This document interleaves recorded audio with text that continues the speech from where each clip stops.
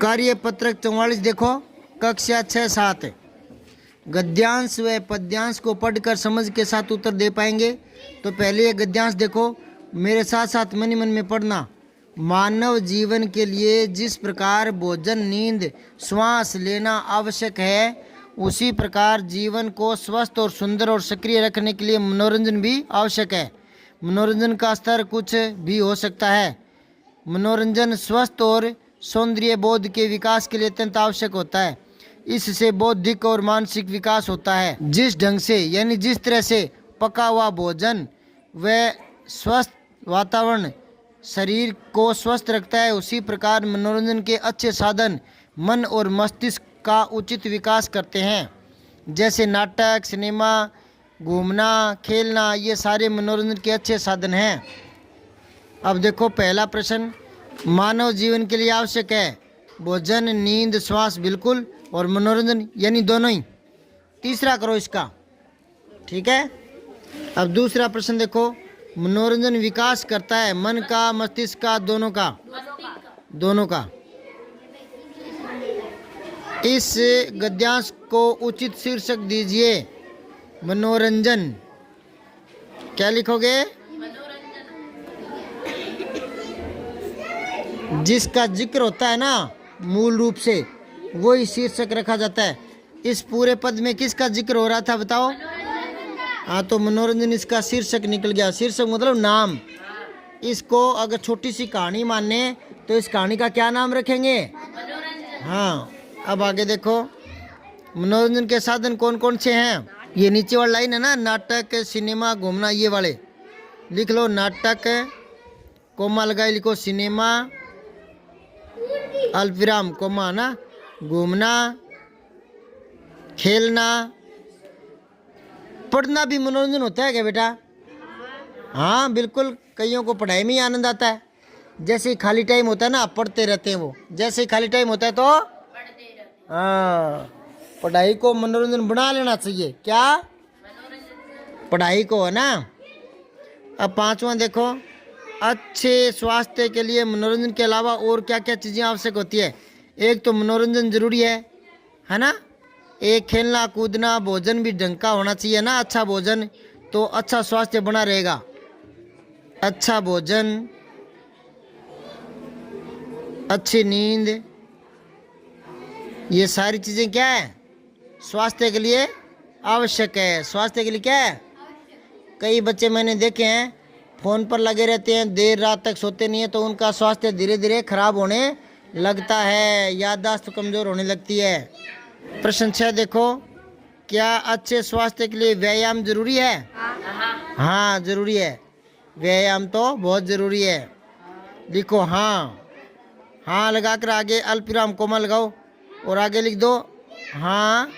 अच्छे स्वास्थ्य के लिए व्यायाम बहुत ही ज़रूरी है। व्यायाम बहुत ही ज़रूरी है, ये लिखना, ठीक है। अब आओ कार्य पत्रक 45 गद्यांश पद्यांश को पढ़कर समझ के साथ उत्तर दे पाएंगे। वो पहले वाला तो था गद्यांश और ये है पद्यांश। समझते हो क्या पद्यांश क्या होता है? कविता वाला ना। हाँ, तो अब इसको देखो। नन्ही चींटी जब दाना लेकर चलती है, चढ़ती दीवार पर 100 बार फिसलती है, मन का विश्वास रगों में साहस भरता है, चढ़कर गिरना गिरकर चढ़ना न अखरता है, आखिर उसकी मेहनत बेकार नहीं होती, कोशिश करने वालों की। पहला प्रश्न देखो, कोशिश करने वालों की हार नहीं होती। हमें इस कविता से सीख क्या मिलती है बेटा?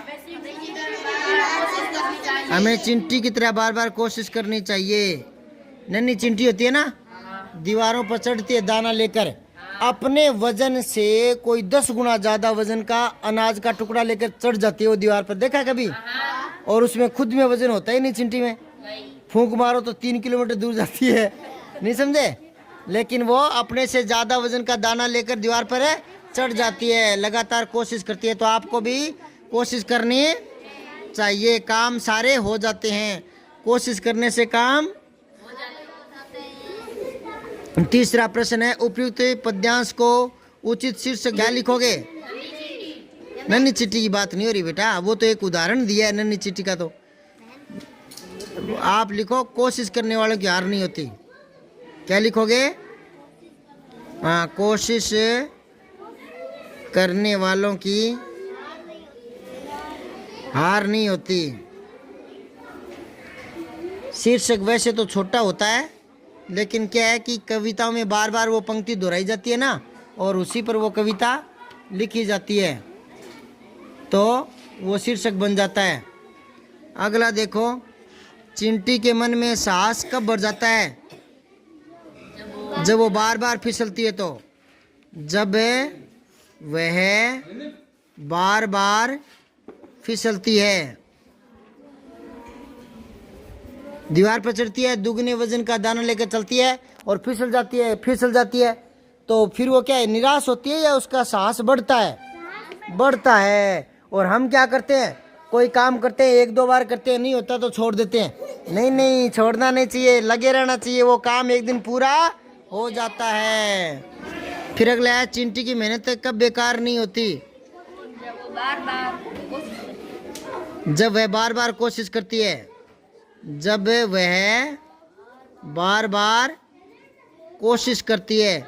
बार बार कोशिश करने से क्या हो जाएगा, काम पूरा हो जाता है।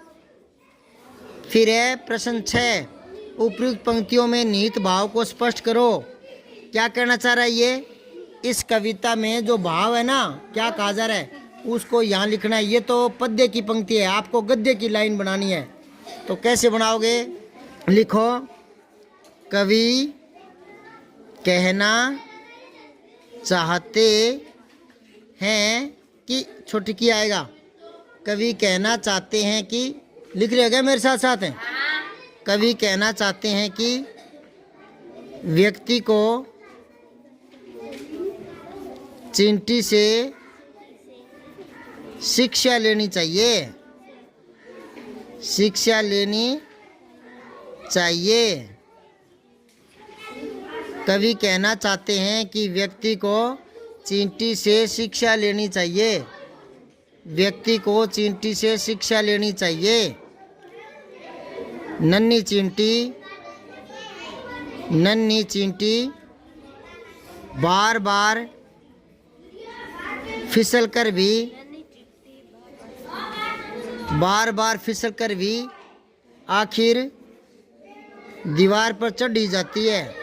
दीवार पर चढ़ ही जाती है। लिख लिया? मनुष्य को भी चाहिए कि, छोटी की, वह बार बार मेहनत करता रहे, क्योंकि मेहनत करने वालों की कभी हार नहीं होती। क्योंकि मेहनत करने वालों की कभी हार नहीं होती। ठीक है, अब आओ आकलन 7। आकलन 7 में देखो, निम्नलिखित कहानी को पढ़कर दिए गए प्रश्नों के उत्तर देने हैं। तो कहानी मन मन में पढ़ना, मैं पढ़ रहा हूँ। गणपत बहुत ही खुश मिजाज छात्र था। कौन था खुश मिजाज है? विद्यालय में उसे सभी लोग चाहते थे। वह हर क्षेत्र में आगे रहता था। खेल कूद में हमेशा अव्वल आता था, 1 नंबर पर। उसने 66वीं राज्य स्तरीय खेलकूद प्रतियोगिता में स्वर्ण पदक भी जीता था। और बोलने में उसके पास अच्छे से अच्छे शब्दों का संकलन था, जिससे वह आशु भाषण प्रतियोगिता में भी हमेशा प्रथम ही आता था। आशु भाषण मतलब शीघ्रता से बोलना।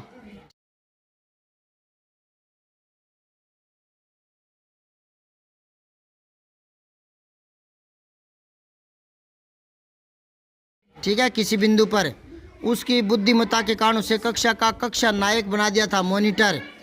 अब तो उसे पूरी कक्षा के साथी भी मानने लगे थे।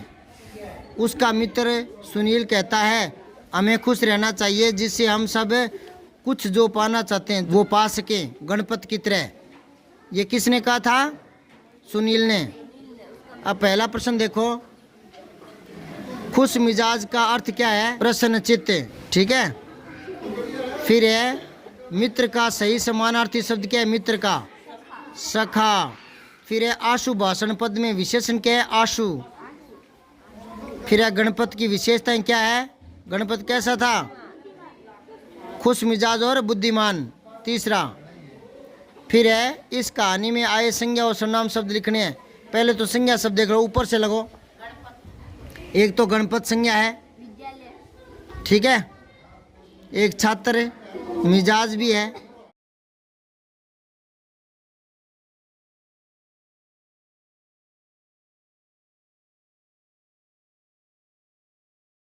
विद्यालय भी है, लोग भी है, क्षेत्र भी है, संज्ञा बता रहा हूँ अभी तो मैं, खेल कूद है, ठीक है, फिर प्रतियोगिता है, स्वर्ण पदक है, शब्द है, संकलन है, आशु भाषण है, प्रतियोगिता तो बता ही दिया, ठीक है, बुद्धिमता, कक्षा नायक है, प्रथम नहीं है बेटा, प्रथम तो विशेषण है, कक्षा है, सुनील है, ठीक है,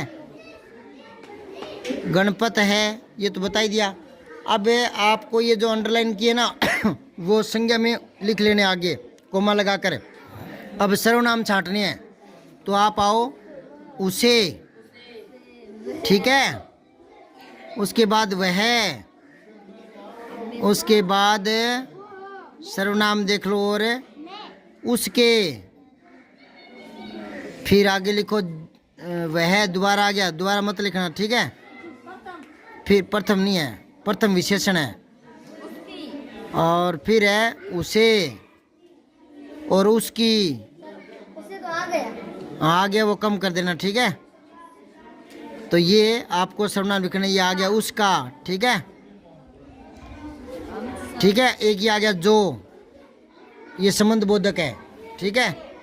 अब आओ प्रश्न 6 देखो, आप गणपत के मित्र होते तो गणपत के बारे में क्या क्या सोचते? हम सोचते कि गणपत एक बुद्धिमान लड़का है और खुश मिजाज है, तो हमें भी उसकी तरह बनना चाहिए, ठीक है ना, लिख लोगे क्या? हम यही सोचते कि हमें गणपत की तरह बनना चाहिए, बनना चाहिए। वह खुश मिजाज लड़का था, खुश मिजाज हमेशा खुश रहता है, चिढ़ता नहीं है, खुश मिजाज लड़का था और बुद्धिमान था, और बुद्धिमान था, ये लिखना है। फिर है 7, गणपत को कक्षा नायक किस आधार पर बनाया गया था? उसकी बुद्धिमत्ता देखकर, उसकी बुद्धिमत्ता देखकर तथा उसका व्यवहार देखकर, तथा उसका व्यवहार देखकर, उसकी बुद्धिमत्ता देखकर तथा उसका व्यवहार देखकर। फिर 8वां प्रश्न देखो, जैसे खट्टा से खटाई बन गया वैसे लड़ना से क्या बनेगा? लड़ाई। कक्षा नायक का विग्रह करते हैं ना, दोनों को अलग अलग करते हैं, तो यूं आ जाएगा कक्षा का नायक, तो स्वर्ण पदक का क्या हो गया? स्वर्ण का पदक पहला हो जाएगा, ठीक है, और करेंगे कल। जय हिंद, विजय हिंदी। सब्सक्राइब करके बेल आइकन जरूर दबाएं।